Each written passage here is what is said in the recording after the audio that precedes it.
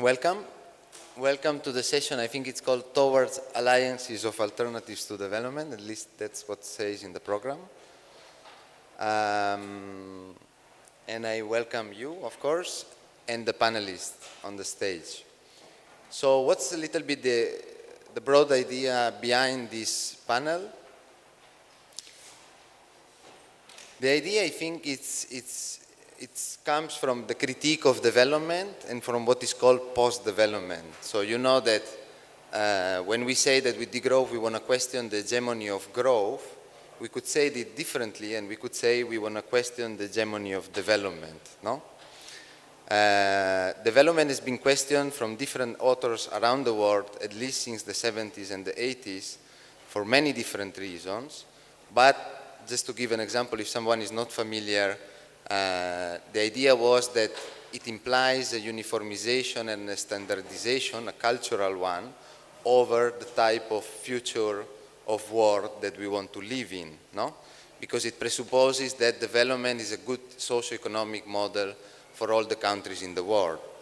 So and development, of course, has not always been there in the history of humanity. It is rather a recent idea. It was launched, you might know, in 1945 by Truman, the US president, who at some point after the Second World War invented this idea and said some countries are underdeveloped and some other are developed.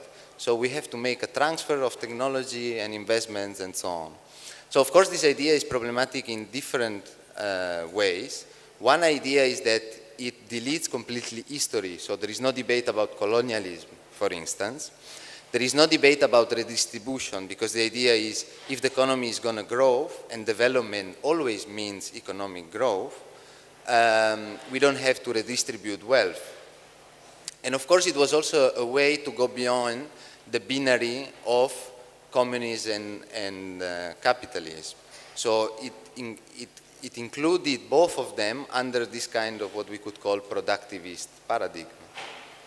So the people who have been trying to criticize from different parts of the world, the South and the North, the idea of development came into a community, a research community, which could be called post-development. You might have heard of the Development Dictionary, I think 1992, edited by Wolfgang Sachs. And of course, degrowth very much comes from this idea of the critique of development as such, which is meant as the same thing of economic growth, and development in what I would call, again, its reincarnation. So it doesn't matter whether you call it human development, whether you call it sustainable development, you name it, it is always the same. The main message is completely the same. So degrowth is born as an alternative to development, but it is not the only one. So the idea of this panel is to give some example of alternatives to development and to discuss them. Because I think we would make a mistake if we were proposing degrowth as a substitute of development, meaning a uniform, a standardized model for all countries in the world. So what we want to do is, first, we want to destroy conceptually, or we want to deconstruct, if you want, development, which is a cultural construct, and we want to open up the doors for a matrix of alternatives, for a diversity of alternatives which emerge in different parts of the world. And these are already existing. Some of them may be what we could call worldviews, like Ubuntu in South Africa, or Buen Vivir in Latin America, or radical ecological democracy from India that Ashish will mention later on. And some other are maybe not so much cultural worldviews, if you want, with historical origins and so on, but might be practical alternatives. So this is pretends to be this panel a rather more political panel than a theoretical panel, in which we want to discuss some of these alternatives. Many more could have been here. We could have had, I don't know, agroecology, permaculture, and many more, but we made some choice. And the idea is not so much for the speakers to introduce what these alternatives are, because some of us might already be familiar, and if you're not, you can look into it. I mean, they will introduce it briefly. But the idea is more to discuss how can we build an alliance among these different alternatives. And so a couple of points more, and then I give the words to them. One idea is, and let me say it very explicitly, we don't want degrowth to become an umbrella for social movements and alternatives all over the world. So we don't want to export degrowth. Degrowth is born in Europe or in the industrialized countries, if you want, and to them it applies. Then, of course, I want, for example, our degrowth vocabulary book to be published in Brazil, because I think that the vocabulary, the debate we are having in degrowth, in the degrowth community, it is relevant for other countries like Brazil or India or Japan or whatever. But I don't think the model shall be replicated. We should open up to a diversity of ideas. So what we are discussing here is which are the complementarities among these different alternatives, what can we learn from each other, and we have to approach the other in a very humble way. And the second issue is which are the diversity and the differences also among them. So we shall not suppress the differences. We should look for the common points and for the diversity. From the diversity we can also learn, and that's the idea. And these are alternatives which come within Europe and from other parts of the world. So I mean degrowth in this panel to be at the same level as the other alternatives. And we want to discuss how an alliance could be fostered.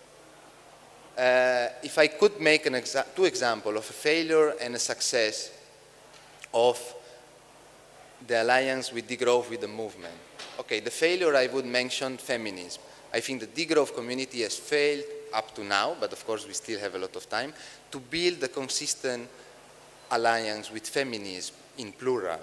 And I think this is a task that needs to be done. And like this, there are many more tasks that still needs to be accomplished. On the other hand, let me also mention something that I think could be considered a success. And it's the alliance between, the growing alliance between degrowth and the climate justice movement.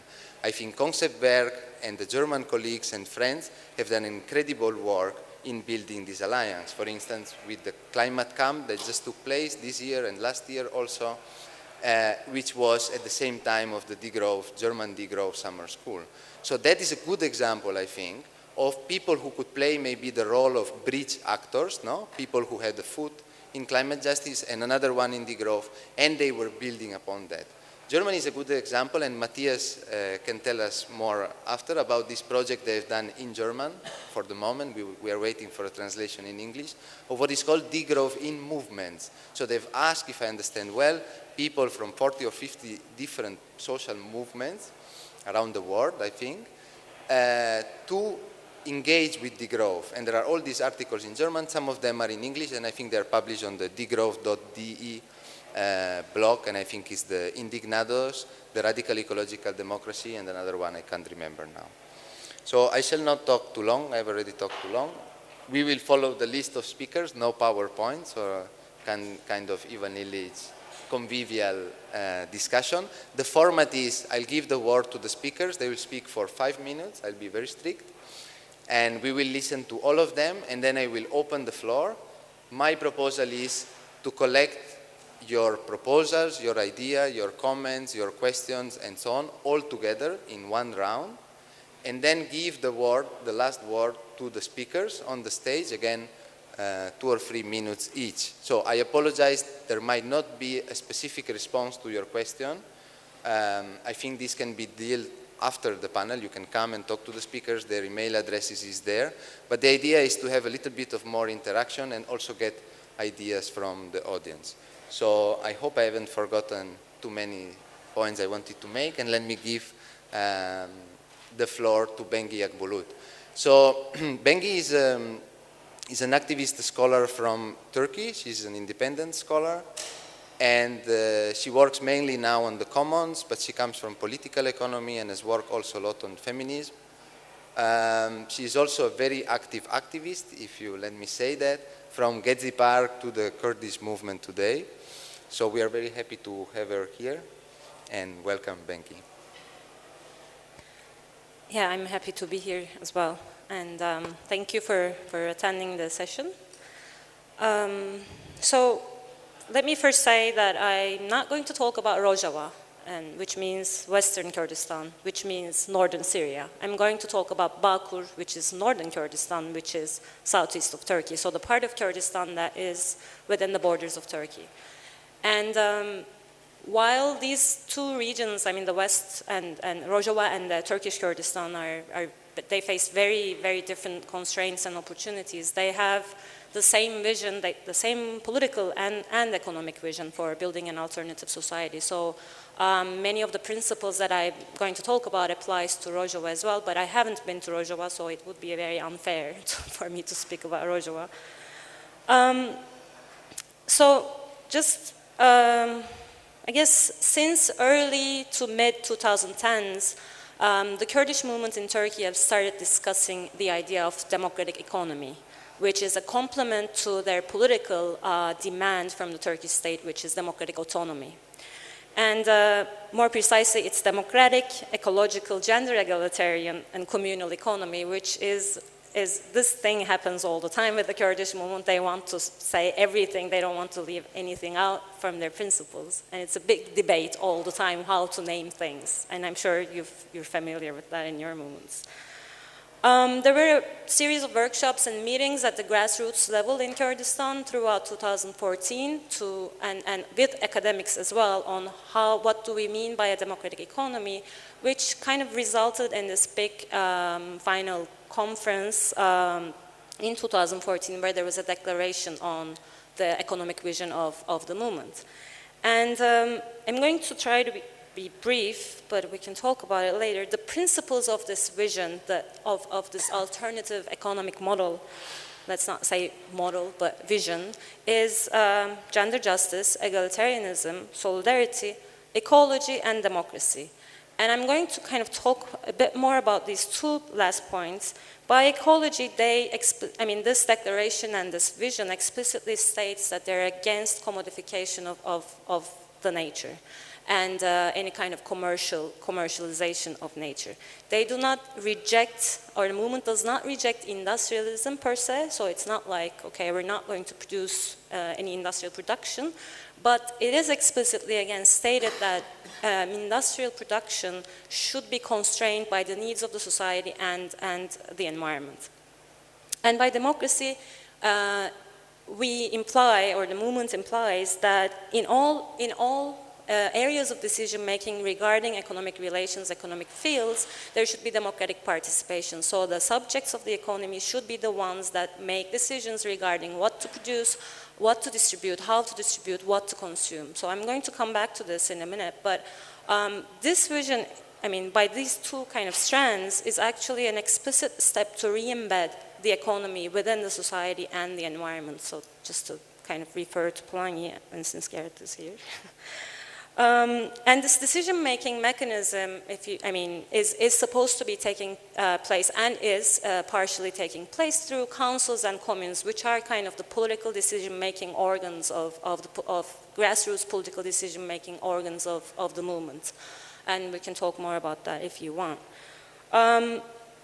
Another point that I want to make is that, again, this declaration and this vision explicitly states that this economy is a needs-based economy. So it's not going to be prioritizing exchange value over use value. It's not going to be prioritizing growth over needs. So it's not oriented to growth, but to fulfilling the needs of all without any discrimination. So this is, again, an explicit principle. And that ensuring collective and equal access to the means of social reproduction is, again, explicitly stated as a principle to be followed.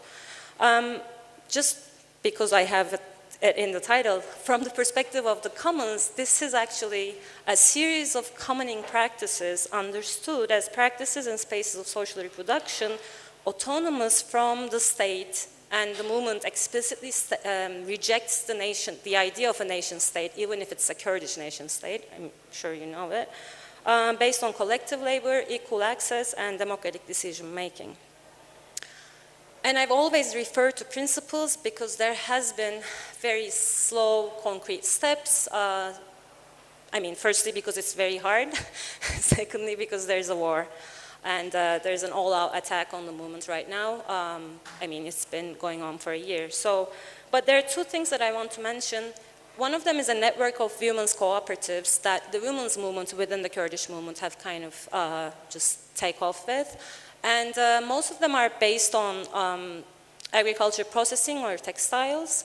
They're not, I wouldn't say they're not growth-oriented, but whenever the income is increased over a certain level, they do not kind of, I don't know, they're not trying to turn it into profit, but they try to engage more people into the cooperative.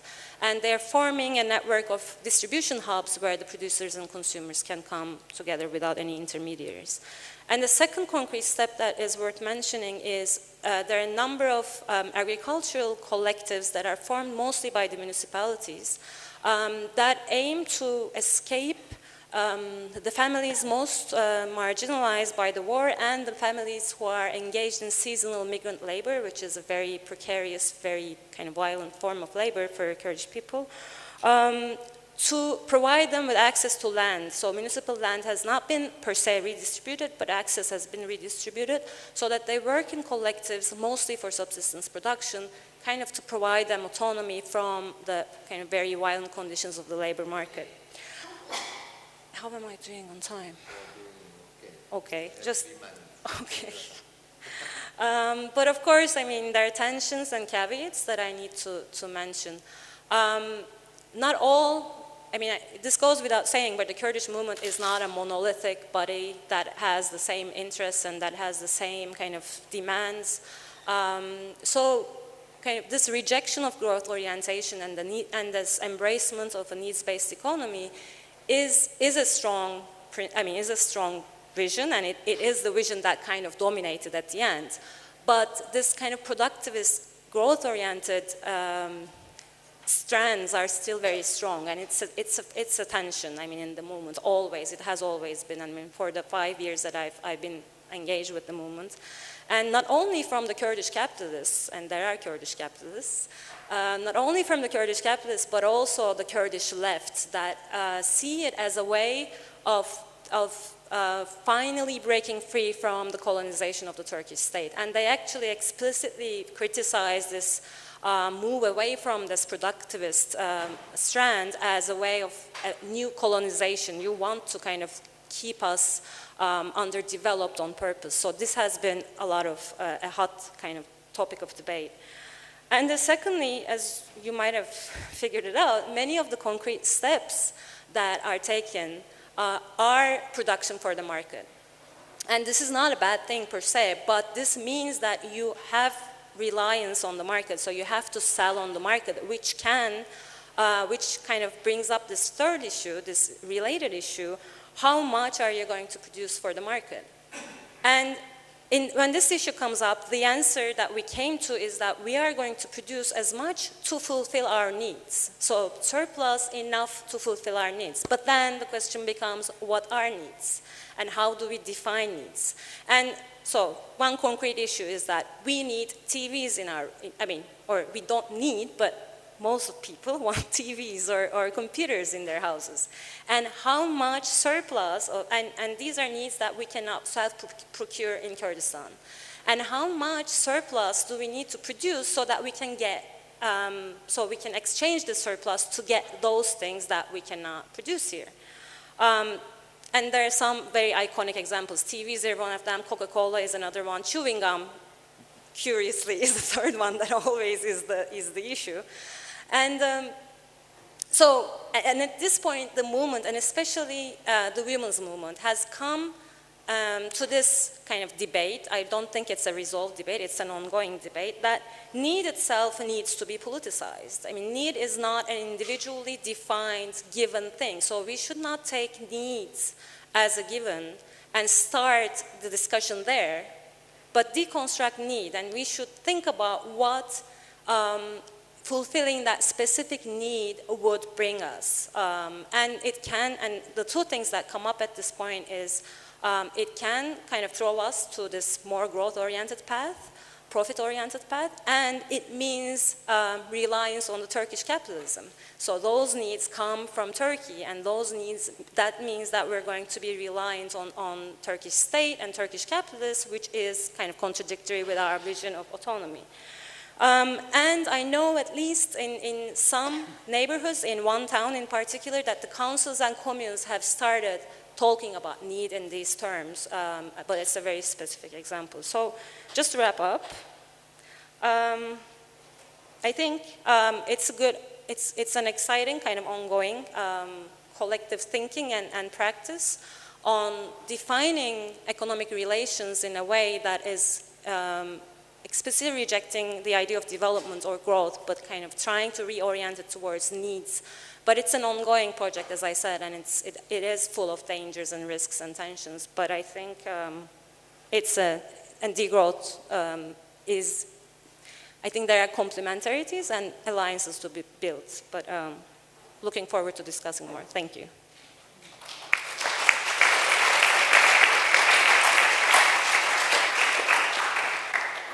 Thanks, Bengi Akbulut, for telling us more about the democratic autonomy. I think we don't know much about what is going on with the Kurdish movement, no? And I think as David Graeber says, I mean, I don't know much, so I can only cite David Graeber, I'm sorry. But he says the left is ignoring what is probably one of the most interesting ongoing experiment of the left with a very wide popular support, of course, in very difficult conditions, no? But we sometimes idealize, for instance, the Spanish Civil War, and we forget about Kurdistan, which is really much next door. So I think that was interesting for many of us. And we move on. There is no conceptual order of the speaker. It's like creative, you can make it up and then share it with us. But the next speaker is Daniela del Bene. She's originally from Italy, but lives in Barcelona. She's a researcher at the Autonomous University at Barcelona, and she's with Research and Degrowth also. She has worked extensively on environmental justice, and she's been now for quite some years the coordinator of the Global Environmental Justice Atlas, which is a project on mapping environmental conflicts around the world. You can find it online at ejatlas.org.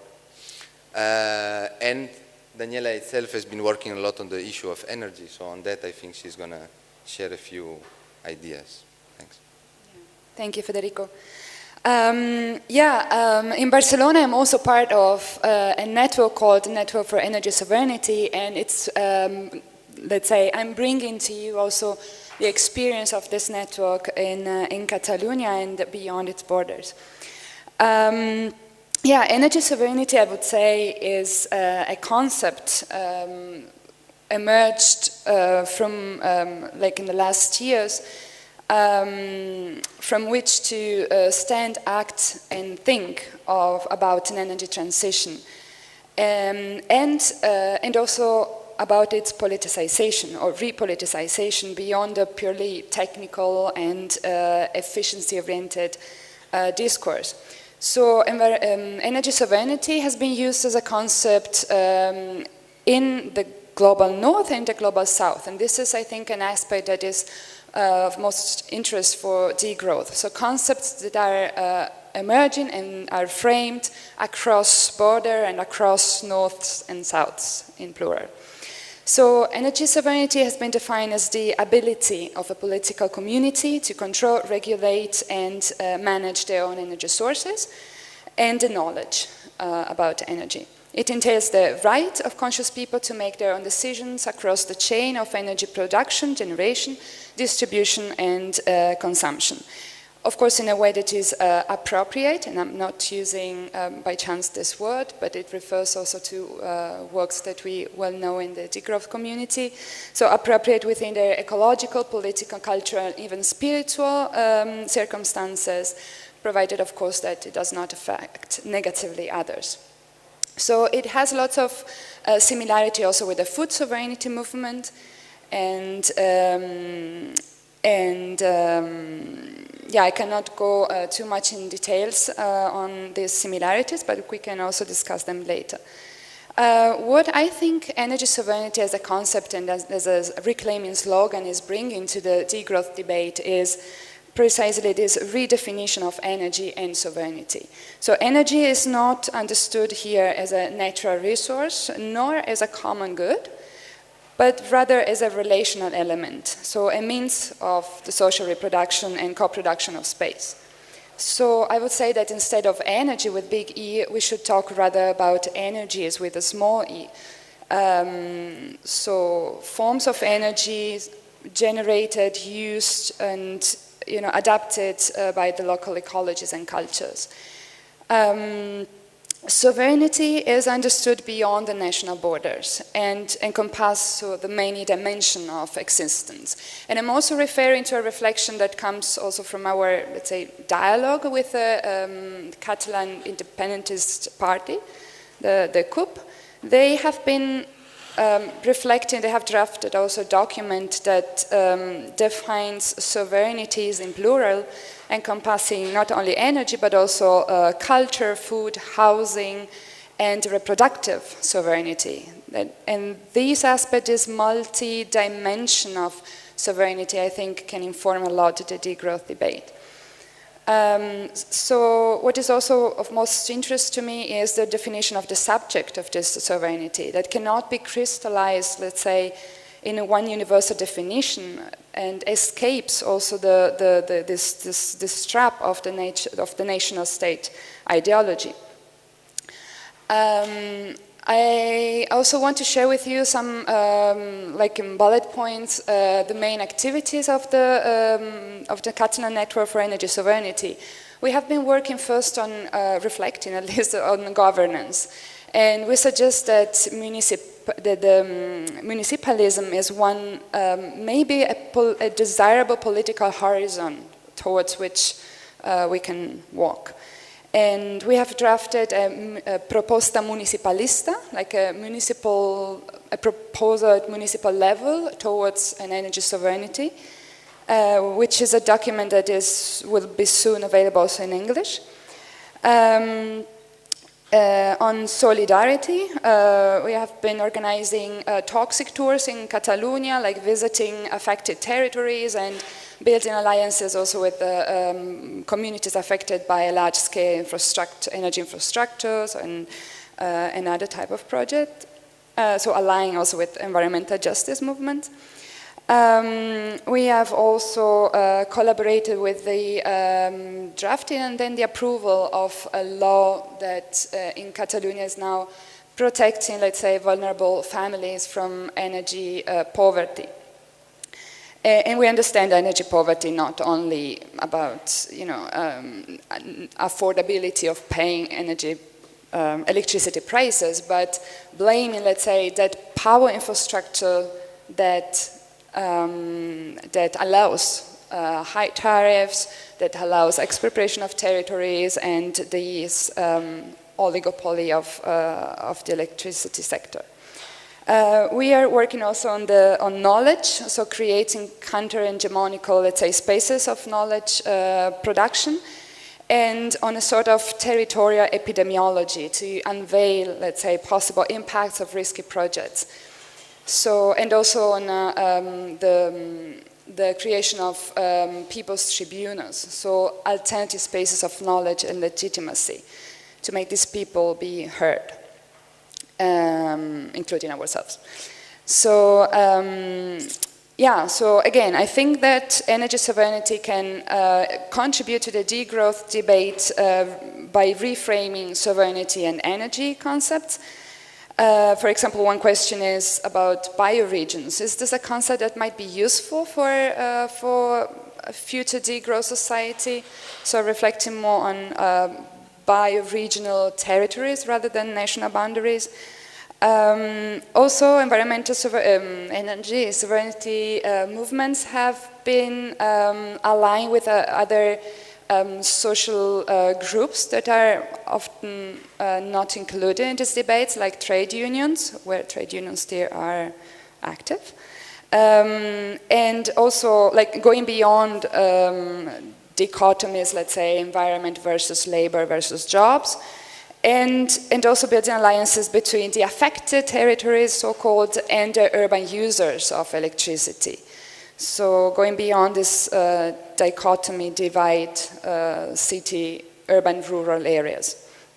Saying that also users that cannot pay and are seeing their electricity service being cut, they are also affected by the energy oligopoly. And it also offers a space for debating technologies, infrastructures, and on the appropriateness of energy and of infrastructure and technologies. And finally, I would say that energy sovereignty as an educational project needs to be solidal, indigenous, migrant, feminist, or it will not be. And this seems to be kind of quite similar with degrowth, right? So that's also another similarity. So yeah, to me it becomes then clear that it can be distracting and misleading, let's say, to find an overarching and all-encompassing framing and to make it hegemonic, to convey this message to a larger audience. I think that the strength of this movement is precisely to find commonalities and look with respect at differences, which are there, of course. One major, how do you say, paradox or like, difficulty, let's say, is, for example, with the Brazilian movement, they are more like they reclaim more popular power, but like more in favor of a government-controlled energy sector, so taking it out from the private hands. Whether, for example, in Colombia or Mexican movements, they are more like community-based, and the reclamation of power comes more from communities and indigenous communities also. In Europe I think it's more or less the same, and here also independentist movements also play an important role.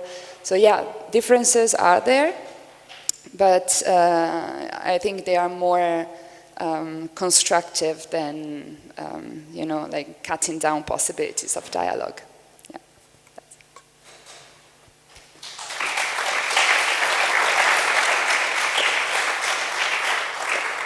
Muy bien. Thanks, Daniela, to telling us a bit more on what is energy and what is sovereignty. There is a clear line of continuity, no? I think, between the two talks, which has to do with autonomy. So in our book, in the Degrowth vocabulary, we have an entry on autonomy discussing the conceptualization by André Gortz, Cornelius Castoriadis, and Ivan Illich. But this is slightly a bit more practical, no? What does autonomy or sovereignty means on the ground?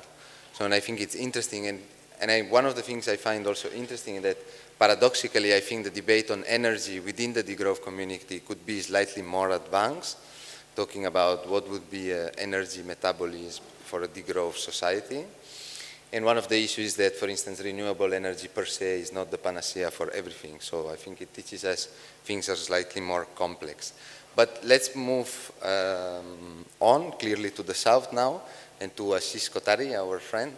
Ashish is, okay, this comes the long curriculum, which I won't read all, but it's with Kalpavrish, an environmental NGO which has been key in the environmental movement in India since the end of the 70s.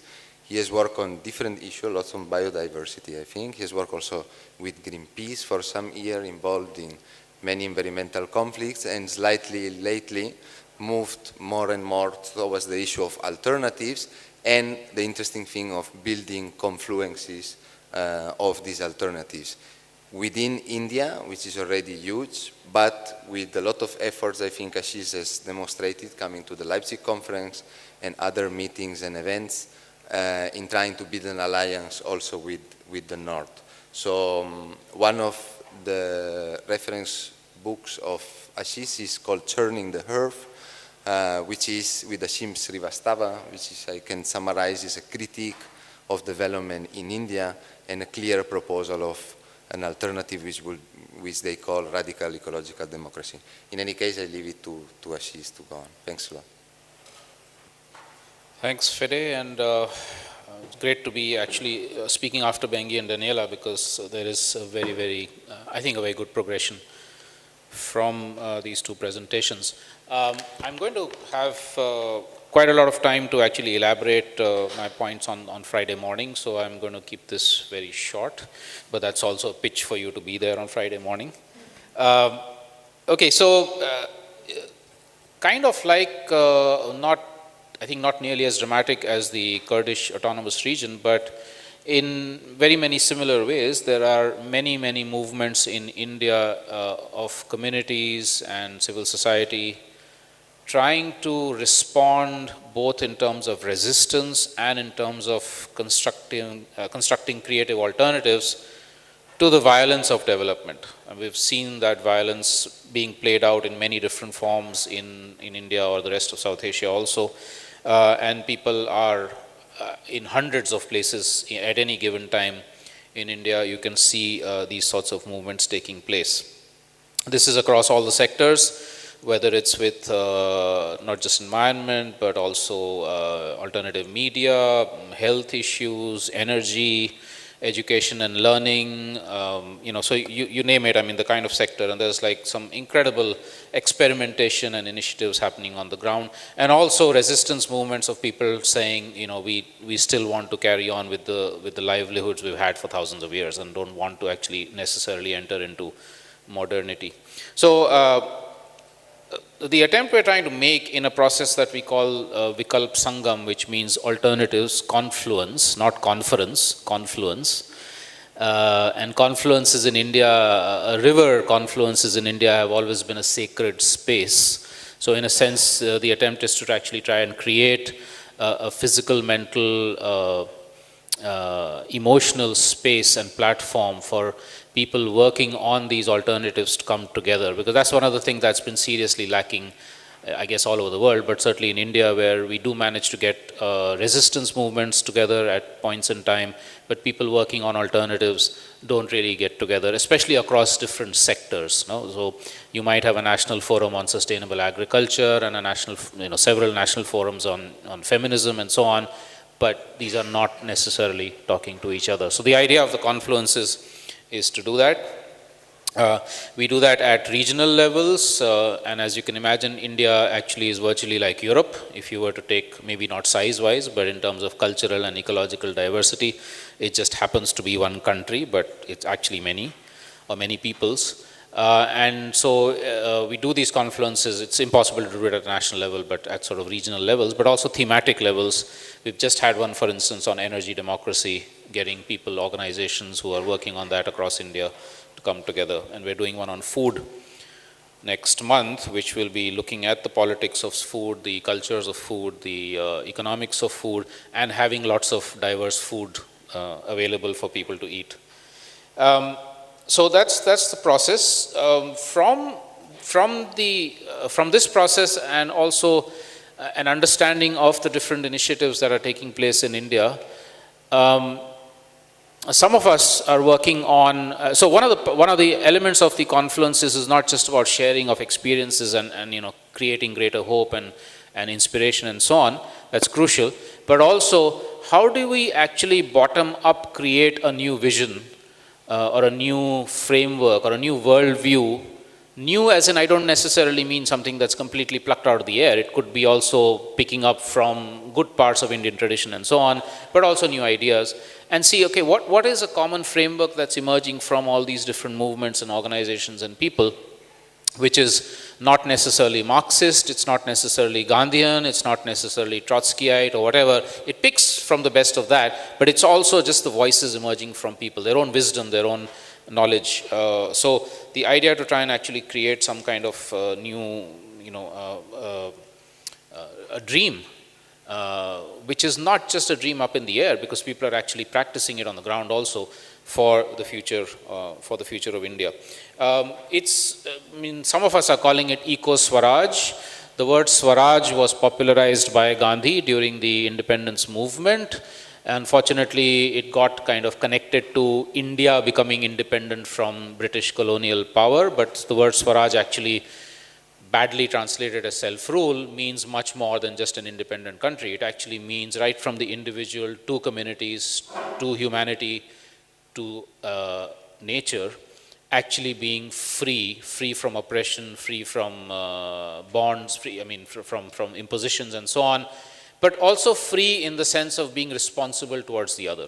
So it's a combination of freedom and responsibility, which is a very deep concept. It's a very deep economic and political and spiritual concept.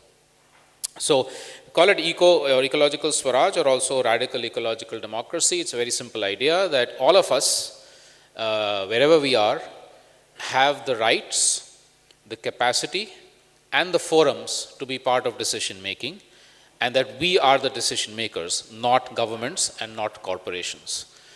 Just to give you a simple slogan of a village, which I'll talk about more on Friday, which says, this is a village in central India, which says, we elect the government in New Delhi and Mumbai, but in our village, we are the government. Yeah, so the Kurdish would say, you know, we are the government in the Kurdish. So in a sense, it's a very sort of deep democracy or radical democracy at work. But with the values also of ecological resilience built into it, with the values of social equity and justice and gender justice and so on built into it. So that's what's sort of brewing right now through this process in India. I think there's enormous similarities with degrowth. There's probably even more similarities with the Kurdish philosophies and worldviews. And I think those similarities are, but let me first state the differences. I think the differences, and that's very natural, will emerge from, like you said, Fede, right at the beginning, they will emerge from the diversities that we all live in, the diverse situations, diverse cultural situations, economic situations, political situations, diverse ecologies that we live in. There will be differences. If there weren't, I would be very scared if we were all the same.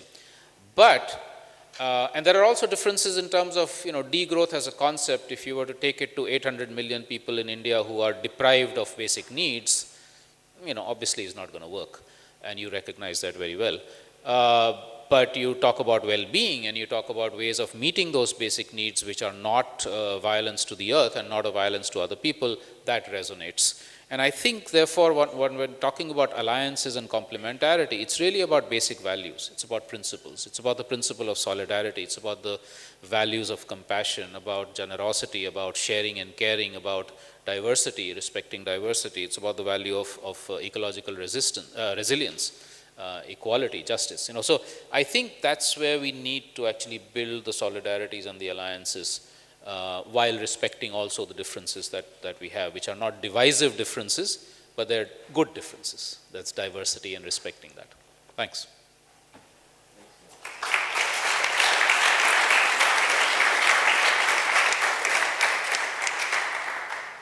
Thanks Ashish. When I was listening to you, I was thinking, like, if somebody thought that the so-called poor in developing countries need growth, economic growth to overcome poverty, I think I would advise them kindly to read your book, Churning the Earth, or maybe go and visit India, which is a wonderful country, and visit Sanglam, which I think is impressive, and I don't know if any equivalent experience in Europe. I mean, there might be, but not at the scale, because it's not only, in terms of population, it's not only Europe, it's Europe plus Russia, at least. So, because it's cross-sectoral and cross-thematic, so I think this is something we can really learn from. So up to now, we have gone, it looked like a very much bottom-up session, but it might change a bit now with Julien Francois Gerber, who is just coming back from Bhutan rather recently. He's not from Bhutan, as you can see. He's from Switzerland, but has worked on his PhD on tree plantation in Cameroon and Indonesia and in Ecuador. Has worked extensively on different topics, which is interesting. On heterodox economics, he has co-edited a book. He has worked more recently on the issue of debt and credit systems. He has written on degrowth also. And he was among the first, the co-organizer of the first degrowth symposium in India, together with Raina J. Savari. And they're editing, I understand. I don't know if we can say it publicly, but there is a forthcoming book which is probably titled Post-Growth Thinking in India, if I'm not mistaken. So because he has been, a Swiss, has been teaching Bhutanese economics in Bhutan at the Bhutanese University, I think it would be interesting to hear what he thinks, and especially on these things that many of you might have heard of, but I think many of us don't really know a lot. I don't know a lot myself, on what is called the gross national happiness, which would be an alternative to the GDP as an indicator. So, Julien, you have the floor. Thank you, Fede. Yeah, so I apologize for not being Bhutanese. Indeed, it would be, it would have been so wonderful to have Bhutanese scholars, right, talking instead of me. Sometimes it's a bit like irritating to have these like white guys, theorizing about other countries.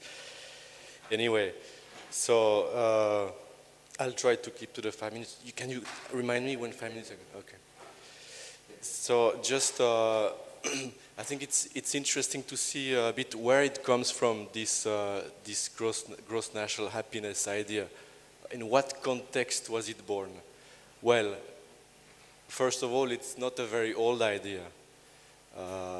It's at the beginning of the 90s, you have this neoliberal transition going on in South Asia.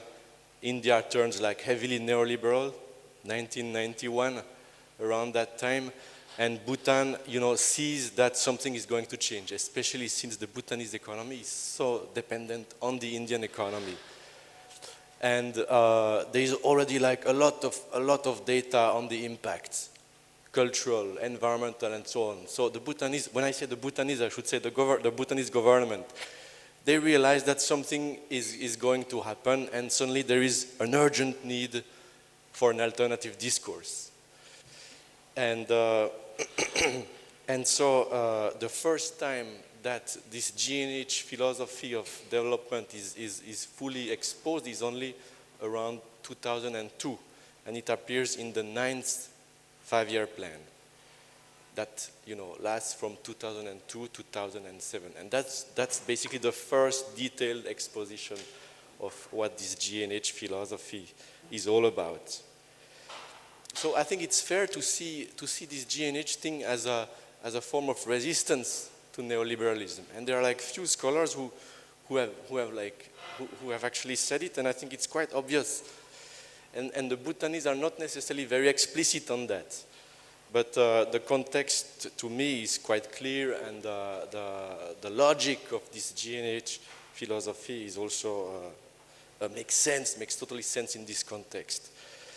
So just to remind you, what is this GNH philosophy? Very briefly, well, I would call it deep GNH, because you would have like narrow GNH in terms, if you only focus on the index. But I would define deep GNH as a philosophy of social change that seeks to integrate exterior needs and interior needs. So exterior needs would be economic needs and so on, the environment and so on, and interior needs would be more related to mental well-being or even spirituality or culture. And that's not all. In the original formulation of deep GNH, you also have very explicitly this idea of going beyond growth as soon as self-sufficiency is attained in Bhutan at an adequate level of well-being for everybody. So that's quite interesting, right? You immediately see all the links with post-growth thinking. Of course, the Bhutanese, they wanted to look for antecedents. They didn't want to start from scratch. So, and there were some antecedents. For instance, the fourth king in 72. This date is contested, but it's apparently 72. I'm not totally sure. It might be 74, 76. He said, famously, right? You probably know the quote. He said, "We are not concerned about gross national product. We care about GNH." So they built also on this idea, hence the focus on happiness. But I think the word happiness is not necessarily appropriate. And it misleads a lot of people also. They just focus on happiness as if it was all about happiness. So it's actually a bit more interesting than that, I think.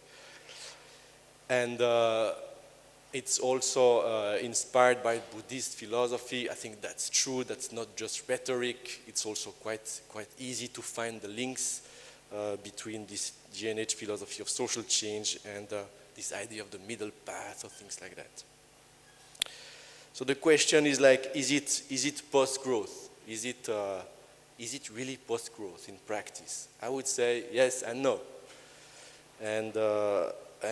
And let me just give you a few elements, justifying the yes side.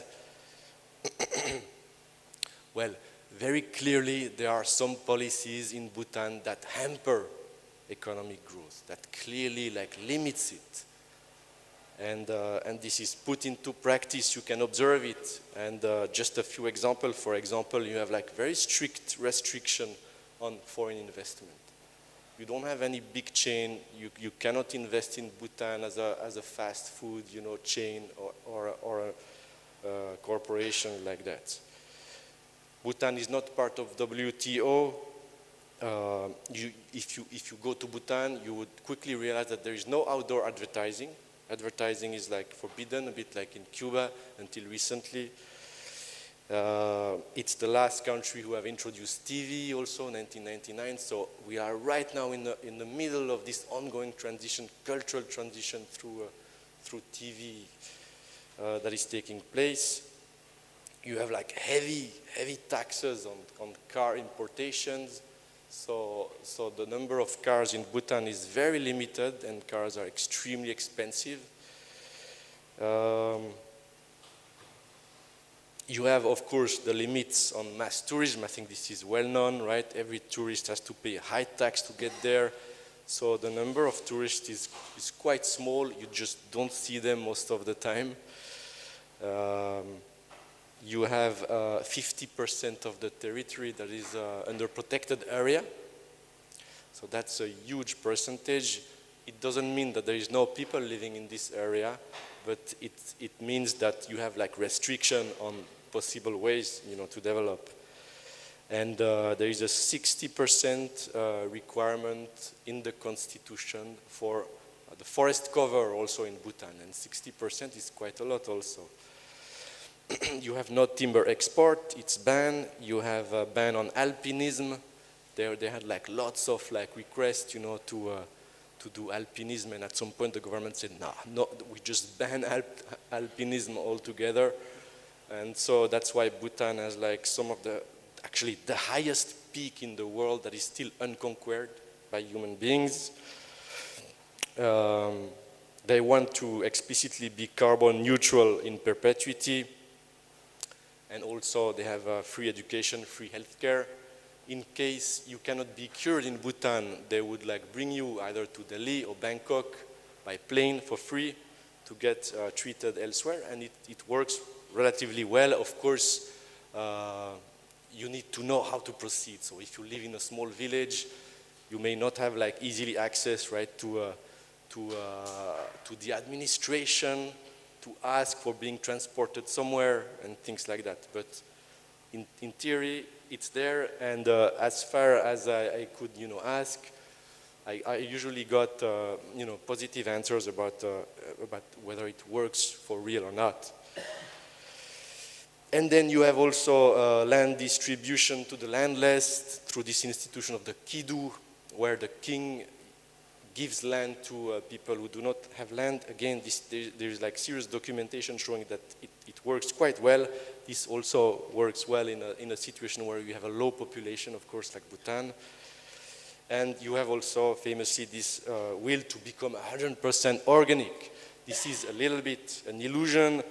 There is a study saying that so far only about 10% of agriculture in Bhutan is organic.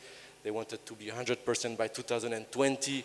But they know that they will not reach this target. But still, they discuss it. It's there. It's a debate in the media. Is it possible? Is it desirable? And so on. So in itself, it's already quite interesting. Let me just say one word about this GNH index. So the GNH index is supposed to be an alternative to GDP. It's supposed to be the main indicator used in Bhutan. It's built with 9 domains, 33 indicators, and the idea there is to measure well-being, how well-being evolves. There has been 3 major surveys so far, and then using this indicator to guide policies. What should we do, right?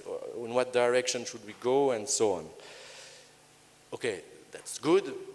But then what I found particularly interesting in this GNH index is the idea of sufficiency threshold.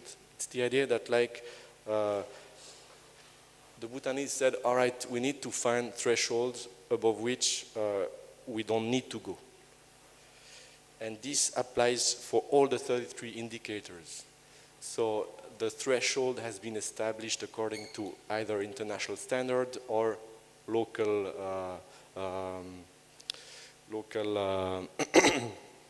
discussion with people.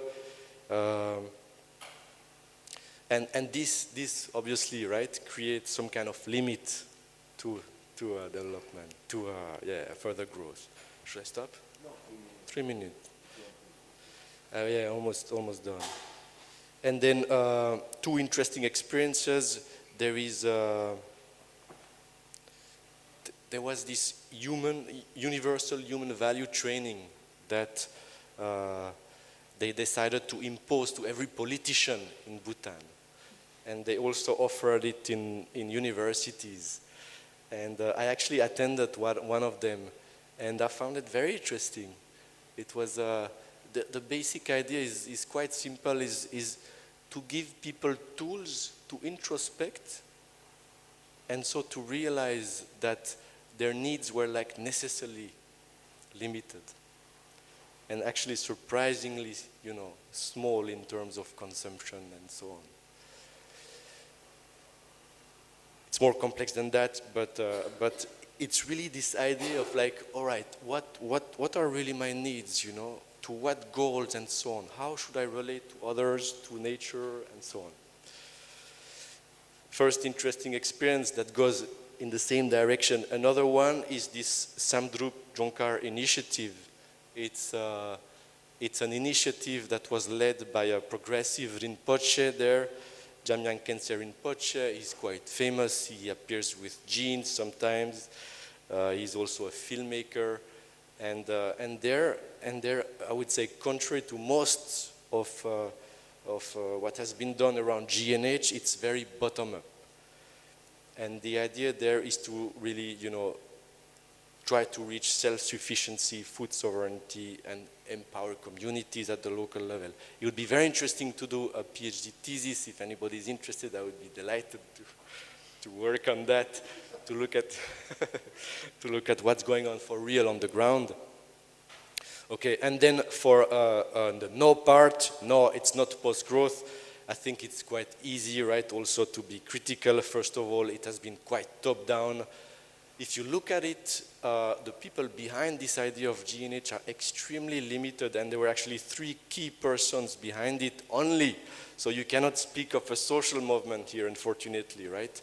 The 4th king, Karma Ura, who is a famous Bhutanese intellectual who got his PhD in economics from Oxford, and Jimet Tinle, who is the former prime minister, who did a lot, to implement it and to make it visible also at the international scale. And then Bhutan, also, if you look just at GDP, was for some short period of time one of the fastest growing economies in the world. But this was also, I mean, people say that to make fun of Bhutan, but if you look at the detail, it's mostly linked to hydro projects, mega projects sponsored by India. So yeah, during the construction of those big dams, the GDP went up, but quickly after it just went down again, right? And then this old GNH thing has become a brand name, also used exactly for the opposite purpose, more growth and so on. Bhutan is also heavily indebted, which means that they cannot do whatever they want, indebted to India especially. They have a big debt to India to repay. That's why they focus so much also on hydropower. They sell the electricity for cheap to India. And so you would find a lot of Bhutanese people who are very cynical about GNH, and also a lot of people, especially in the rural area, who don't know much about it. So, overall, it's kind of obvious that it's still a battlefield, open, and you have different forces, contradictory forces in Bhutan, and the end is not clear at all. I would say that with the transition to parliamentarian democracy, it's even getting worse, and people, the media and so on, are talking more and more about GDP, and so this so-called transition to democracy was not good for post-growth idea, which is kind of ironic also. Okay, I'll stop here maybe. Thank you.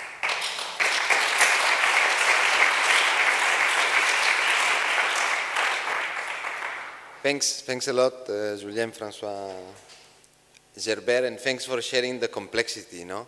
I think sometimes a journalist calls you and says, oh, can we make an interview, and can you give me like 3 examples of degrowth? Like, or can you give me like an example of a degrowth state or degrowth policy? I don't know, maybe I shall say Bhutan. But of course, as all the other alternatives, I think, Julien shows that there are controversies, interesting points, but this is life and this is complex, so we can't simplify. But I think it was interesting and rather exotic for us. And we are happy you are back to Europe, Julien. He will be now at the International Institute of Social Science, I think. Social Studies in the Netherlands. So if you want to do the PhD, that's where you can do it. But let's introduce our next and last speaker. You might know him already. Joan Martinez Alier from Catalonia. He is considered to be one of the founders of ecological economics. 2 seminal books, one from 1987 called Ecological Economics, which already discussed lots of the issues which we are discussing today. So I think Joan was already discussing degrowth before probably the majority of us in the room were actually born. So this makes it interesting. And the other book you might want to read is The Environmentalism of the Poor. And we welcome him to talk about the alliance between the environmental justice and degrowth. Thanks. Well, I mean, this book of 87 was very much influenced by Georgescu Reagan. And what I tried to do was to look at the precursors of ecological economics from the 19th century, including Austrians and Ukrainians and German, right, and so British, who had already physicists and biologists who were criticizing the fact that economists did not talk about energy or material flows. So this, of course, goes back. And the question is why it has taken so long for some people to realize, as Clive Espace was saying today in the morning, that you cannot explain the real economy unless you look at the material flows and the energy flows and so on, and the waste. So externalities are not external, as he said. I like these slogans, actually. Now, Daniela was saying that similar to Menda Leka slogan that you say, that she said, if you say Hamara Gaun, Hamara Raj, I think this means that you want the government in your village, isn't it? So, and this links with environmental history, which what I have 5 minutes to talk about, because environmental justice means the many thousands, tens of thousands of conflicts of the resistance born from so many conflicts around the world because people complain because of environmental injustices. The word environmental justice in a sociological sense, not in a roles sense about the philosophy of justice to future generations, for instance, but in a sociological sense, were born in the States, in the south of the US, by people from the civil rights movement, which is the kind of the best people one could perhaps consort with in the US, isn't it? I mean, I don't mean the State Department or the big universities, was born from people coming from Martin Luther King movement, complaining against the disproportionate, this is a crucial word, the disproportionate dropping or dumping of waste, toxic waste, in areas inhabited by, as they call it, people of color. Well, we all have some color. We don't have much color. We are rather pink. But what it means is in the US, clearly so obsessed with racism and anti-racism for very obvious historical reasons, because there is a lot of racism in all the Americas and in the US. So they said that this dumping of waste in areas inhabited by black people or Hispanic people or indigenous people, like the Navajos with uranium mining in Utah and New Mexico and so on, this was done as a form of racial discrimination. and they said, we are fighting environmental racism. This is the origin of the word in sociology, political ecology, of environmental justice, the movement against environmental racism. But of course, outside the US, there are even many more instances of environmental injustices. Just half an hour ago, in another session, which was on Turkey, South Africa, and Russia, there were like 2 cases from Turkey. One could have many cases. We have here in the room somebody who's working on the EJ Atlas for Turkey, and they have like 120 cases already entered in the Turkish sort of map of conflicts in Turkey because of environmental injustices. Just 2 cases from South Africa I heard just a few minutes ago, where I knew about them. But one is called in Fuleni, a group of people in Fuleni near a very famous natural park, a protected area with rhinos and other sort of very endangered species.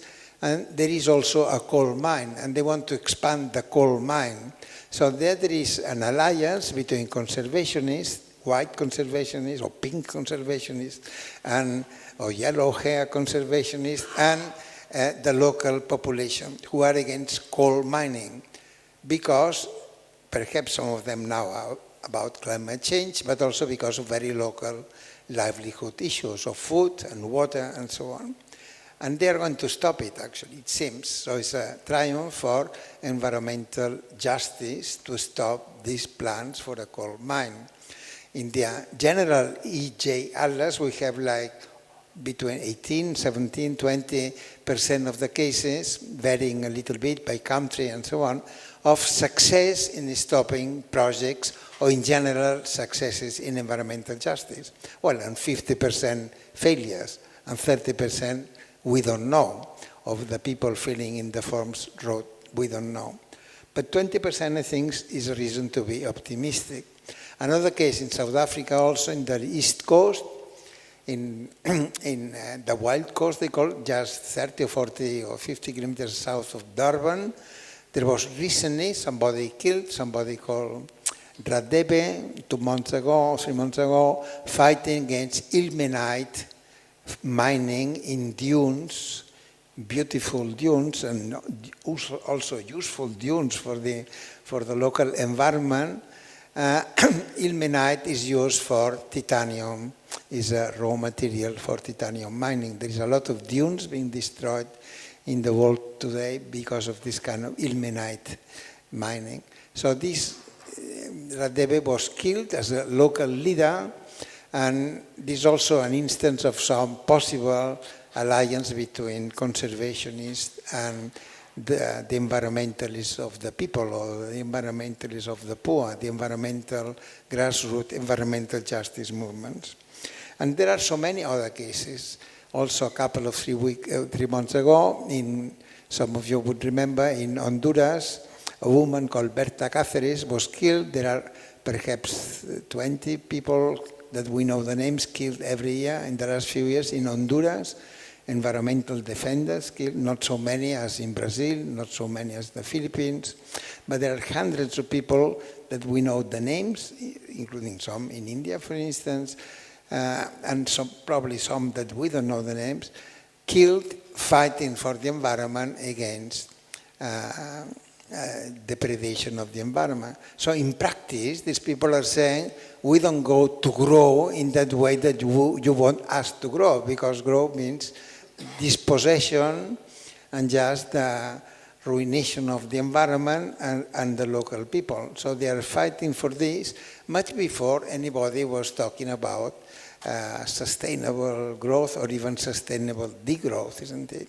Because this kind of complaints can be going on for a long time. One could do the history of this in the 19th century. It's part of from Potosí in Latin, or Zacatecas in Mexico in the 16th century, or many other examples of this in all the colonized territories, or even inside Europe. So Rio Tinto mining, for instance, was in Andalusia in southern Spain at the end of the 19th century, and in 1888 There was a complaint because of sulfur dioxide, because they were burning the sulfur pyrite spirits to get the copper, and the people complained, peasants and even workers or wives of the workers, because of the fumes, which they already knew there was sulfur dioxide. The chemistry was already clear at the time. And because they complained, in the village called Rio Tinto, the village, the government sent the army in a very kind of Hispanic way, and the army killed about 200 people. They didn't even count them. There was no court case. There was some debate in parliament. So there was a way of saying, we don't want so much copper mining for export at the cost of destroying the environment, and then when they complain, killing the people. And simultaneously in Japan, in a place called Ashio, there was also this kind of complaint against copper mining, also in 1900, and somebody quite famous in Japan called Tanaka Shoso, who was a peasant, complained because of pollution of the water and so on. So this has been going on for a lot of time, these complaints, fighting for environmental justice, or fighting against environmental injustice, much before these words were used, or the word ecology was used politically, isn't it? All over the world, and more and more. And now, of course, when we are collecting these cases, we realize that we're just scratching the surface of a very hundreds of, well, I don't know hundreds, but tens of thousands of conflicts which are happening today in the world. And people complaining in this. So, of course, they are not militants against the growth. They use their own slogans. And I think we should collect this kind of slogans that people use. So I'll mention one in Spanish, which is more familiar to me. So in Colombia, in a place called Ibagué, in a couple of weeks, or 3 weeks or 4 weeks, there's going to be a referendum, apart from the peace referendum in Colombia, which is a good thing, but their own local referendum, this city of about 200,000 inhabitants, against gold mining by Anglo Gold Ashanti. If there are any Africans in the world, in the room, Ashanti is the old name for the Gold Coast, which is a nice name for which is now called Ghana, isn't it? But the colonial name was Gold Coast. You had the Ivory Coast, the Gold Coast, no? They didn't put the Slave Coast because they were Christians. It didn't sound very well. But anyway, very explicit names. So you had in Anglo Gold Ashanti, the name Ashanti is an African name. So, and they're in Colombia, and they want to just ruin a large expanse of land and pollute the water to get gold.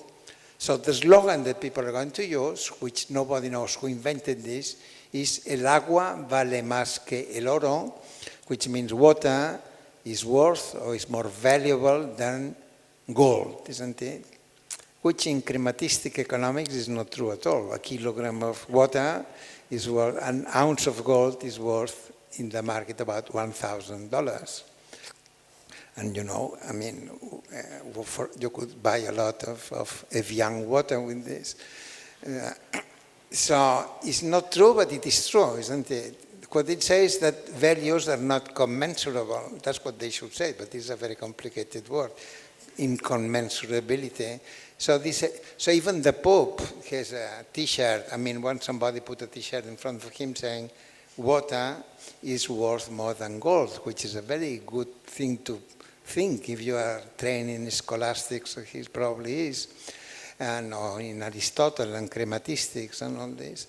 So this is a slogan. And in fact, if I had internet here and I had 2 more minutes and I knew how to do it, I would put a music, because looking for this, I found that there are cumbias and vallenatos, all kinds of nice Colombian music from, I don't know who invented them, much before the referendum, saying, vale más el agua que no. So they make it rhyme in a way that saying that, again, that water is more valuable. But you can dance to this sound, isn't it? And I am sure that in India there might be dancing by some Adivasi people with a slogan against bauxite mining, that only a condo, whoever. And people are dancing and singing everywhere as they are being destroyed by mining and palm oil and all the rest of the thing. So it's not, to put it briefly, that degrowth is a big movement and we are making alliances like this. No, it's not like this. Feminism is a much bigger movement and we are trying to learn and support feminism, isn't it? And ecofeminism. And environmental justice is potentially, without the name perhaps, a much bigger environmental movement, all these people complaining, and even some animals will be complaining, but we don't understand very well the language of whales or elephants yet. But they are all obviously also complaining, and for very good, obvious reasons. And they're everybody, these cries everywhere of people complaining, also crying for future generations. And this is the movement, so we should try to help them and to make like alliances without any kind of subordination. So that's what you said at the beginning, but they really believe in this, that we, environmental justice is in the driving seat, perhaps, like feminism, ecofeminism, environmental justice. That's what we want for the 21st century, or if we are a bit patient, for the 22nd century, perhaps. But it will come, isn't it? Thank you.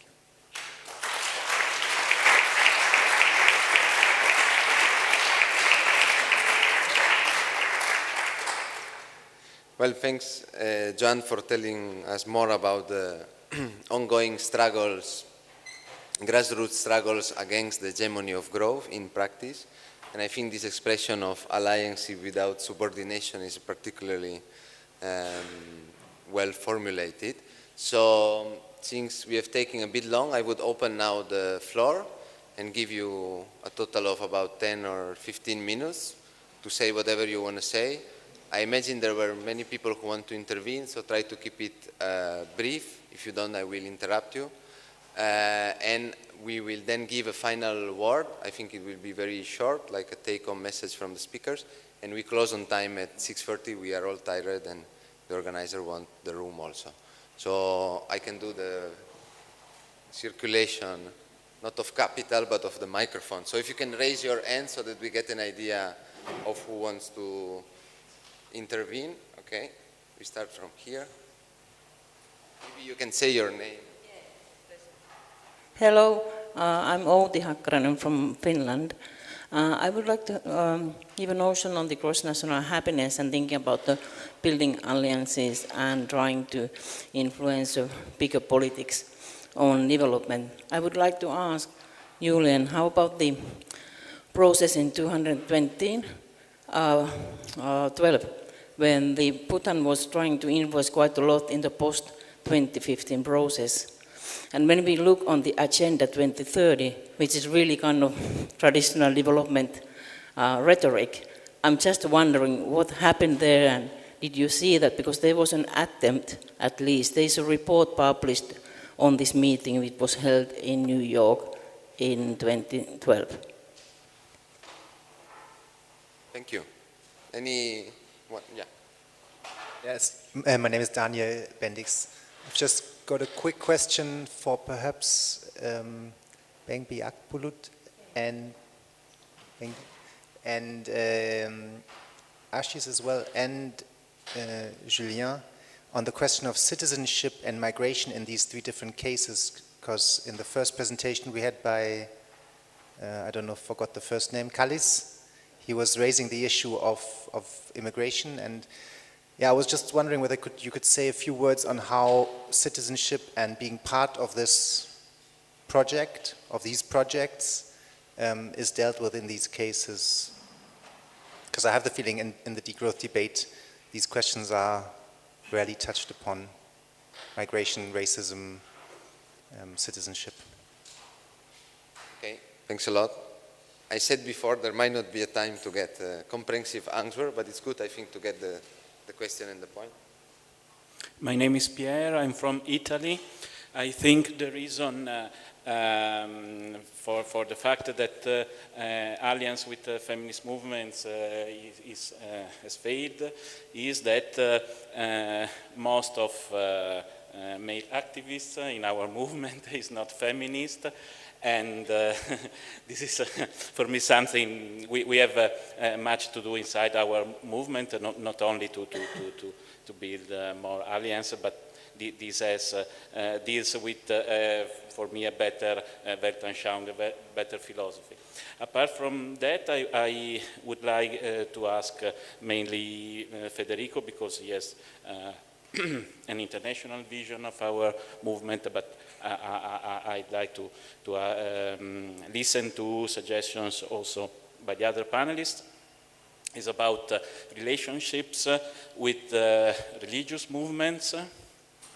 I remember in Venice there was a very crowded and promising meeting in a big church with there was from Brazil a priest of liberation theology, and there was a Catholic priest and a Valdis.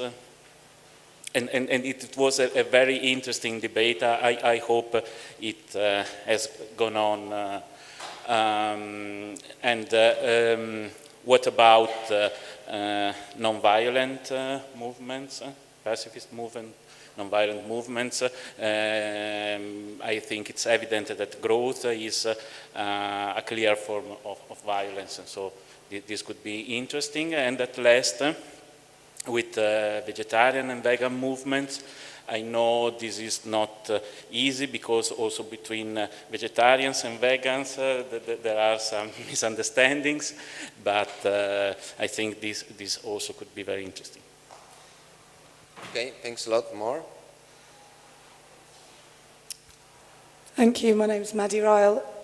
I'm interested in the citizenship and migration issue, and I'd like to just deepen that a bit by saying a lot of these examples and in the environmental justice movement come from places where people feel very bound to territories or particular parts of land. They have a very strong cultural identity that's sort of bound up with that, and that forms a bulwark against very fluid kind of capital, which comes out of northern economies where we no longer, in a lot of cases, have that sense of a strong territory-based kind of identity ties to where we come from. So I'm just interested in those questions and what that means, both in terms of how this conversation about development not only is about what happens in the global south, but it's about what happens really globally, and also in terms of what's happening now with the encroachment of these, what we think of as global south kind of development issues around extractivism, moving back again into northern territories and around fracking and things like that, and what the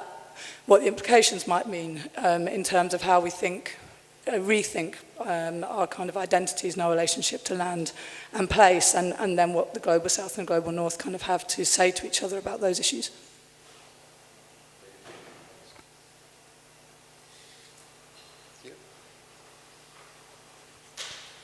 About Bhutan, what you said was really inspiring, but at the same time a bit sad if television is able to change the minds of the people. And is the system better at seducing the people than the alternative model, or are the alternatives not strong enough to resist, or I don't know, but I hope it's the second scheme, but it's a bit disappointing. My second question was about unions. Today, unions and the mainstream capitalists are making a coalition against degrowth, at least in Western Europe. And I wonder how it would be possible to align the interests of workers and unions with degrowth, because there is no paradox between them. It's conjunctural if they are opposed today, and it's maybe in the direction of global environmental justice that we should go, but I wonder how we could create broader links, stronger links between these two movements. Thanks.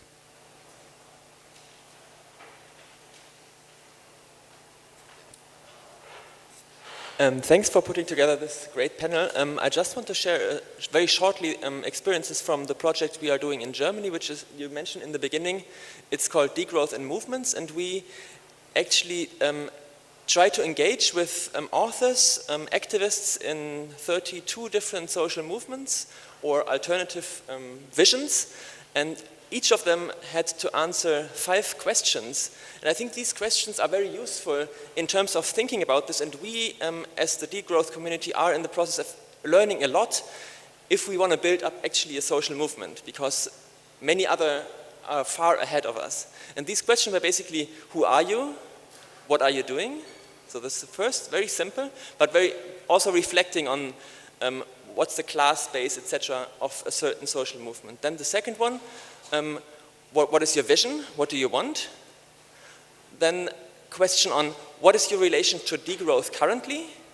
Is there one? Is there no one? And we also talked to the trade unions, for example, and the trade unions, or people from the trade union perspective, tried to answer these questions.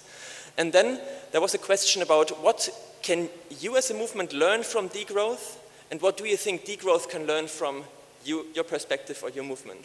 And then finally, a rather general question, what do you see as possibilities for working together with all of these different movements or perspectives in the future? So I just want to share this. Unfortunately, most of the texts are only in German, available at this website, but we might be able to translate them in the future. Thanks. If somebody wants to volunteer to do a translation, I guess it might be possible from German to English or to whatever other language. Okay, you? Janine Oben from Germany. Just a very simple question, maybe related to the last contribution. What was the role of scientific research or scientific concepts in the creation or in the support for the different movements, especially maybe regarding the Kurdish movement? Like, can you tell us a bit about how, like, this concept has been, like, promoted, and also, like, in kind of the very difficult environment. This is something that very surprised me. And also the thing in India, how much is it, like, scientifically driven? Just give us some input on that. Thanks. Okay, there are no more questions. I go back.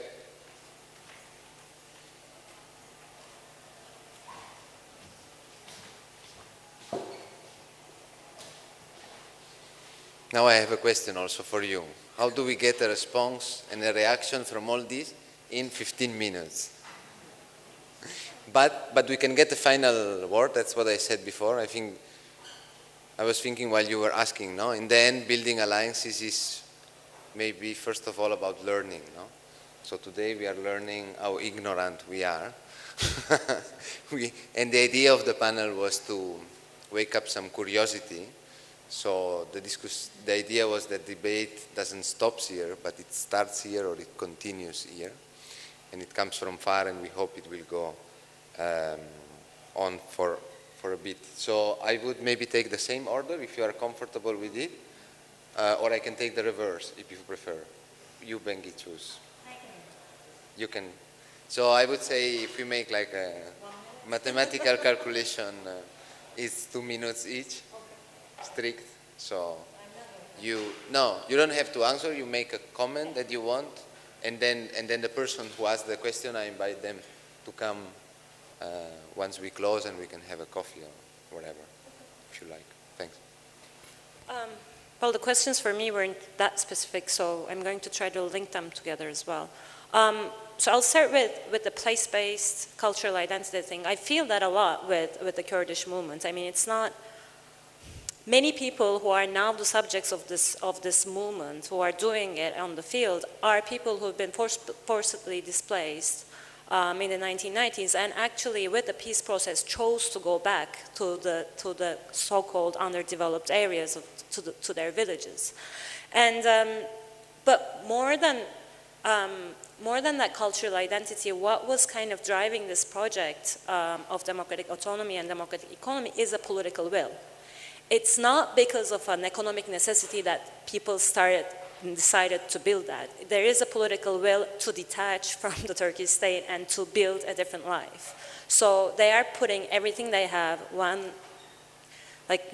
about 800 civilians have been killed by the Turkish state within the last year, and they're still, like when the neighborhood next door is being bombarded, they are having this conversation on how to do these cooperatives and communes. So I think there's a broader lesson to learn here. I think maybe social change or building a political movement, and I wouldn't call the Kurdish movement a social movement necessarily, but a political movement.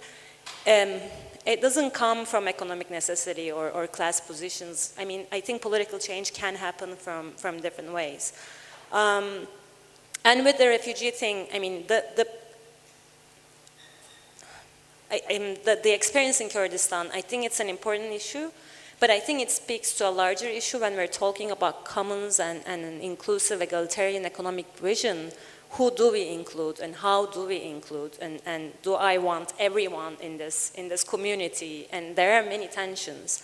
And the Kurdish movement have been very inclusive of the Syrian Kurds that have migrated across the border, but I don't know what they would have done with other refugees. But they are, because of the discrimination that they have faced, they have developed this political position towards all minorities and refugees as well. So they have been kind of in solidarity politically. But I'm going to cut it here, and we can discuss later. Thanks, Bengi, for taking the time. Daniela? Yeah, I think I will touch the topic of the spiritual value and the spiritual dimension, recalling lots of the cases that we have been going through in the Atlas and in our own work. I would, as for example. As Escobar also suggested, for example, that we live like in a time of placelessness, right? Of detachment from the land, and that we think that that every intervention for development, etc., can be placed here and here and here with the same recipe. So we are detached from the land, and the dimension of spiritual value in environmental struggles precisely replace the struggle in that territory. Think about in the last month, for example, in North Dakota, lots and lots of First Nation, members of the First Nation of Dakota, Nakota, and Lakota population was gathering there to stop this Dakota pipeline, the Dakota Access Pipeline, that's the name, to bring, again, fracked oil to the West Coast, to the East Coast, sorry. And they are saying precisely this is not only about our land, so the surface, not only about water, but about our health and our well-being together with our environment. So the personal individual health is connected with elements out there in the environment. So it's one. It's considered as one. This is part of spirituality. It's part of identity. And Joan was also recalling a case where a Baptist monk was also assassinated for protesting in India against a hydropower plant, and you can reconnect that to the sacrality of waters and of rivers. Yeah, so yeah, that's definitely an important dimension of environmental struggles. So environment not only understood as nature out there, but as part of our own existence. Also, I wanted to touch the topic of criminalization and the fiscal crimes that we might not have stressed enough, and I think this is a very important part of degrowth and environmental justice alliances. And I also had a question about trade unions, sorry. I agree with you, but I would also ask, trade unions are mostly they mostly come from in industries and the industrial sector, right? In terms of numbers. In the case that I was mentioned, those trade unionists mostly came for, let's say, counteracting the exploitation, the over-exploitation of their labor and the risk for their own lives within the energy industry. So that's the main, motivation beyond their participation. So I would ask how many workplaces can be created in another economic structure. And then maybe a last point on the needs, last sentence, on needs. And my question was on Swaraj concept, that to my knowledge, following the Gandhian interpretation of Swaraj, it also has to do with voluntary simplicity or sobriety, right? Which might add to what you said before.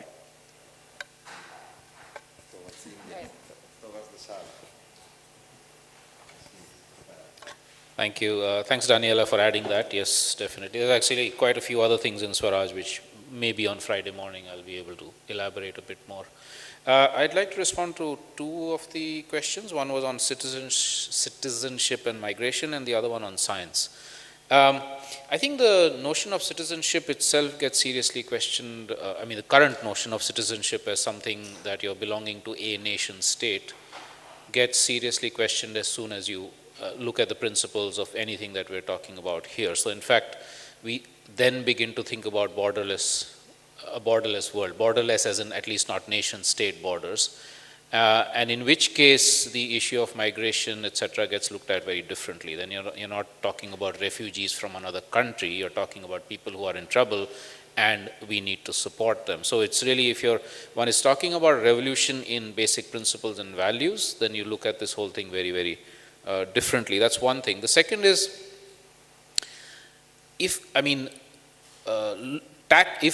you're moving towards eco-Swaraj, radical ecological democracy, Kurdish autonomy, etc., any of these things, so degrowth, then we're saying that every region becomes self-sufficient in at least basic needs. In which case, the distress migration that is happening as a result of not having adequate economic means or social exploitation being there or war, those conditions themselves actually start reducing and get eliminated, in which case you're not having forced or distress migration and refugees in the first place. So how does one move towards all of that? Of course, is a matter of much greater and more complex discussion, but at least conceptually I would say that would be the way to deal with citizenship and migration. Quickly on science, I guess we'll have to go into the complex issue of what is science in the first place. There's traditional science, community science, and there's so-called modern lab-oriented science. What we see in a lot of initiatives in India is the openness to diverse forms of knowledge coming together to find the appropriate solution to the problems that we have. And that openness of diverse forms of knowledge in a democratic setup where nobody is actually controlling any of that knowledge, whether it's modern science and technology or it's traditional knowledge in science and technology or any of that. So I would say that's what we're seeing, some convergence of diversities of knowledge to find the best answers to the problems that you have. Thanks. Ashish, Julien, we are all getting sick with the air conditioning. Well, Fede, when you said that feminism is still like under-theorized a bit in degrowth, right? I think it's also true of spirituality in many ways, right? There are many like progressive spiritual movements that would be like direct, like strong allies. Joan also has like, I feel some kind of fascination for sacredness, right? As a language of valuation. But the discussion about it is still kind of embryonic, right? With all due respect, of course. So there would be a lot of interesting links there to make, I think. Regarding just the three technical questions about Bhutan, if I understood well, you referred to this report at the UN about happiness, right? As an alternative to development, 2012. You're right. And what were the consequences in Bhutan? Well, actually, the government that launched this process was replaced in part because of its activity outside Bhutan. they were very explicit. This government were like so enthusiastic about GNH. They were saying we cannot remain an island of GNH, right? We have to expand this idea to the entire world. They were very very imperialistic, if you want, coming from Bhutan. It's quite funny, but and the people of Bhutan were like, you are focusing too much on at the international level. We want you to come back to the national level. So this was really the last big manifestation outside Bhutan, and after that, the next government just stopped anything outside. So it was not especially well received, I would say, within Bhutan, as far as I know. The question on migration, well, I think Bhutan would very well would fully agree with Herman Daly's view, on the question, like kind of like authoritarian style. Let's close the border. Let's deal with our own sustainability issue within ourselves and so on. And I'm sure you were thinking about this dark chapter of the Bhutanese history where they always had like some really serious problem about how to deal with minorities and how to deal with migration. So they kicked out a large part of the Nepali minority in the south of the country, but not only the Nepali, also the Tibetan minority. So they never really knew how to deal with migration issues. And regarding TV, yes, that's astonishing, the effect on TV, right? How it creates new needs and stuff. Bhutan is like an open lab for people interested, in the effects of TV. That's an incredible effect. Very interesting, I think, for degrowth scholars. Well, I think on migration, yesterday, George Scalis, who has been thinking about this and corresponding with Herman Daly, he came up with this idea that the Earth is the only lifeboat, isn't it? Which I found is very good.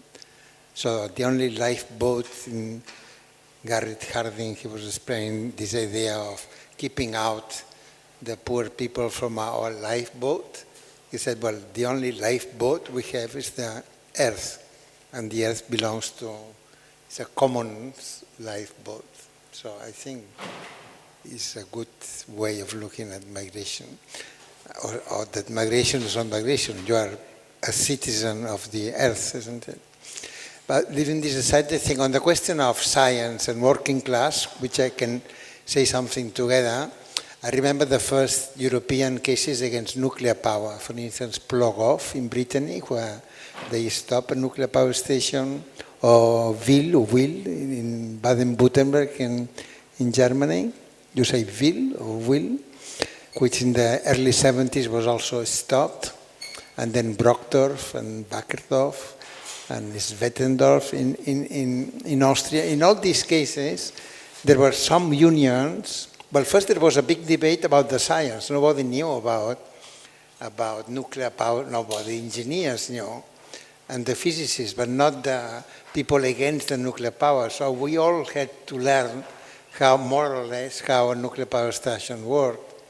Or in another case in Germany, Kalkar, which was a sodium moderated fast breeder reactor, like the six that India is supposed to be building, and only one is, what is the place, Kalpakam, which is a very dangerous kind of thing. There was one in France, Crimalville, which was stopped by the people, and some people were killed. Somebody called Vital Michelon was killed, a French activist in Crimalville, which is near Geneva in France. In all these nuclear power stations fights, which explain the fact that now Germany has given up on this. So it's not just something that comes from Fukushima, comes from the 70s, isn't it? And the Green Party came a lot from this. The debate on science was totally crucial.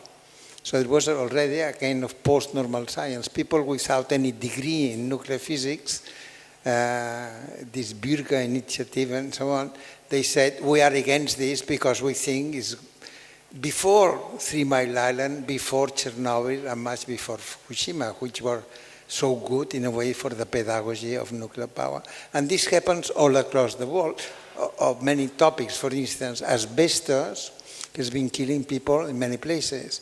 So there are court cases started from South Africa, in London, even when apartheid ended, they tried to sue some British companies because of 30 years of killing people with asbestos mining in South Africa, with not much success. In Italy, in Casal Monferrato, it's called near Torino, they, on a criminal case, because these people should go to prison, it's not just asking for damages, they have achieved a penalty. They have won the court case against Stefan Smith-Heine, who is the champion of greenwashing in the world, and who founded the Business Council for Sustainable Development.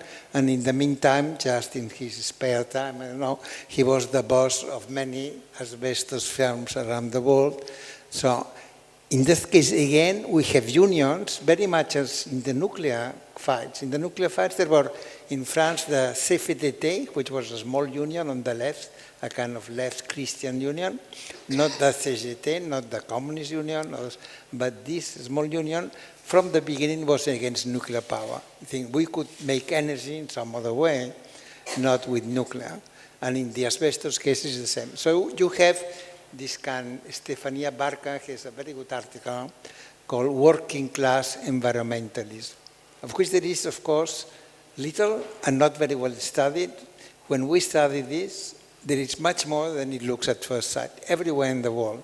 So working class environmentalists and criticizing some types of growth, isn't it? We don't go growth of asbestos and growth of nuclear power or growth of many. And can I have just 10 seconds? Cesar Chavez, who was a Mexican working in California, and he founded a union in the 60s, very famous, part of 68.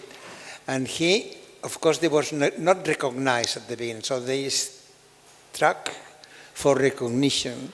And then they were asking for better conditions because they were living really low wages. But another issue they fought for was against DDT. More or less 5-6 years after Rachel Carson, and not because of the birds, because of the Mexicans, isn't it? They were saying, we don't want the obligation to spread DDT against, I don't know what it was, they were cultivating fruits and vineyards in California. So Cesar Chavez and Dolores Huerta. So you have this link between science and working class, trade unions fighting for better conditions of, sometimes it was called hygiene in many labor courts, isn't it? Well, it's not hygiene, it's just health, dying or being alive. So this, I think, is another doctoral student could do a lot of work in Belgium, for instance, on coal mining and people, unions complaining because they were being killed in the coal mines, isn't it? By accidents or by pollution. So I think that this trade union division with the environmental movement is more a fiction than a reality to some extent. Thanks, Joan. Thanks the speakers. Thanks you. Thanks those who are taking care of the technicalities, for instance, the video recording and the streaming. And thanks also to the people who clean this room, thanks to the people who clean the toilet, and thanks to all those who made it possible for us to come here and discuss, because often these people are made invisible. So we want to make them visible, we want to learn. We have discussed about resistance, we have discussed about alternatives, about practices, about imaginaries and experiences. And I think the questions remain very much open. How do we foster alternatives to development without subordination? Thank you.